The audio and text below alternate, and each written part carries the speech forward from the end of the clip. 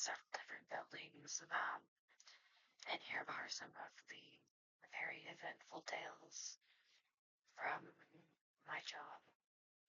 Just to start off, Reb, very recently I had to scrub milk off of the office, like men's bathroom, window and mirror. I don't know how, I don't know why it got as high as it did, but it got up there. um, if you are ever in need of a way to clean this off, very hot water and paper towels and a little bit of vinegar spray will surprisingly do the trick. There was a lawyer's office where I don't know if he had horrible dandruff or if he was just blessed by God, but there were flakes of I don't know what everywhere. It was just these little beige flakes, like the stuff that you find at the bottom of a saltine cracker sleeve. We called him the Man because we didn't know if it was bread or if he just had a really dry scalp.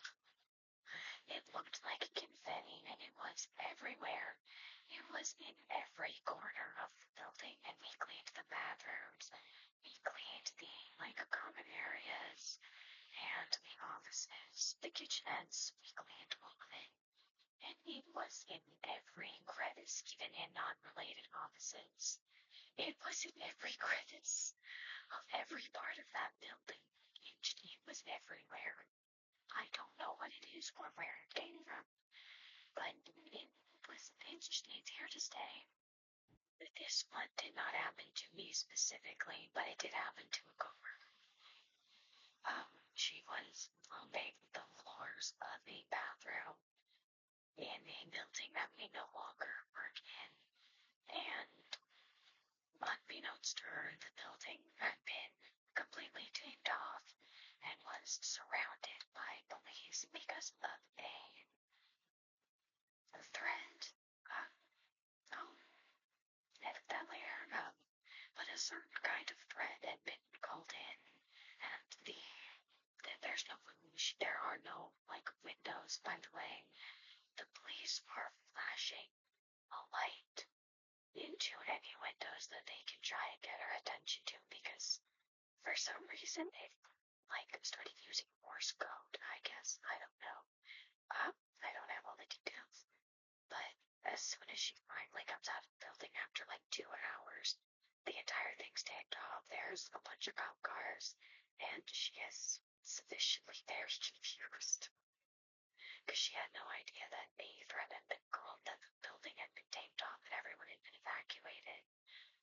Because the building door locks automatically after a certain time, and when you don't have a key, you can't get in. It does not matter what point of entry it is. If you don't have a key, you can't get in past a certain time. Something that I didn't know would become a trend among places that we work at, but people have not been using the toilets. The toilets have not been clogged. There's been nothing wrong with them.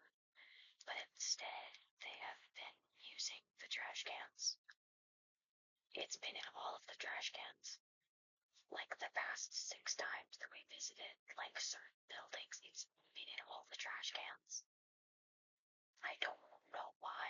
I don't know what is causing this epidemic of shitting in trash cans. But there is an epidemic of my places of employment where people are just shitting in trash cans. One guy, now these are single person bathrooms, one guy shit in the men's toilet, walked 3 feet to the women's bathroom, peed all over the toilet seat, and then watched me, walked back into his office while watching me.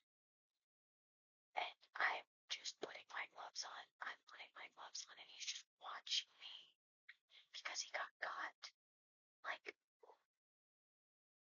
I don't know, why he looked almost like a deer in headlights, kind of. He had that look. I don't know what it was for. They're single person bathrooms. It's not a stall bathroom. I don't care. I don't I don't know even why he was doing this to begin with, but he's done it like 3 times. So um, I don't know.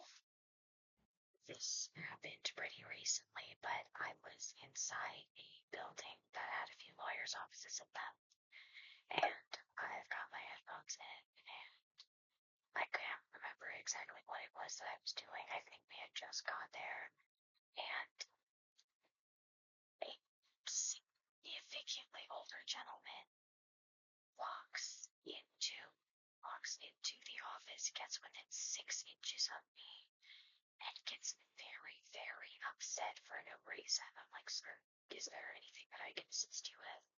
Because I'm just trying to do my job and go home. And he starts going through stuff in another lawyer's office, mind you. Starts going through stuff and opens an empty binder, and he like starts yelling. He's like, I am allowed to go through their things. He's not. The court has a padlock and code. He's not supposed to be in there. But he like starts yelling at me. He like walks away, and then he gets really close and he walks away again. And I like shut myself in the office because what else do you do at that point? Um, and like it's happened twice where he's yelled at us at the same building. They had changed the code because they got a new receptionist, so, and we didn't know this until after we had left. We were trying to get into the office. We have all of our supplies, and the guy walks out and starts yelling at us. This was me and a coworker. Starts yelling at us.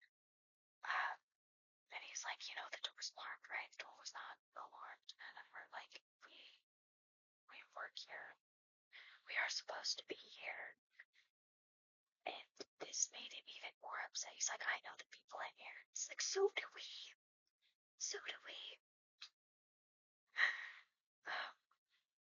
And it just like goes back and forth for 5 minutes. We're like, we're gonna call our boss and just leave because clearly it's not a good time for us to be here. And he's like, just keeps getting like more upset as we are leaving the building. I thought you wanted us out of the building. Another time. Now, this was at the same building that had the threat calls to it. But we had gotten done with building, and there was a girls' junior across the street. So my coworker and I walked to the girls' junior across the street to get our food.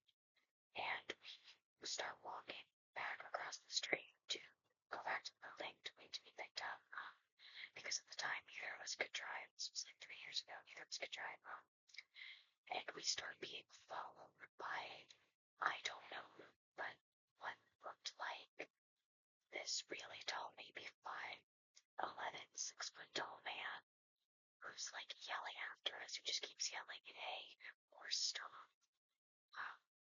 It just keeps yelling. He like starts getting faster as we are trying to get away from him. He starts getting faster to the point where we're like full sprinting towards the door. We unlock the door, we get inside, and this door locked automatically, so we can just run straight to the elevator. And we go all the way up to the 3rd floor, and we go into the like I think it was the fire escape. But it's like this big cement staircase, and we walk down to the 2nd floor, and we hide in the stairwell because what else do you do? The doors were glass. He could have gotten in if he tried hard enough. And we didn't know if someone was going to walk out of the building because it was like 5 o'clock, but it was pitch black outside. If someone decided to walk out of the building and he gets in the building, basically, there was nothing that could be done because we are both very, very small women. How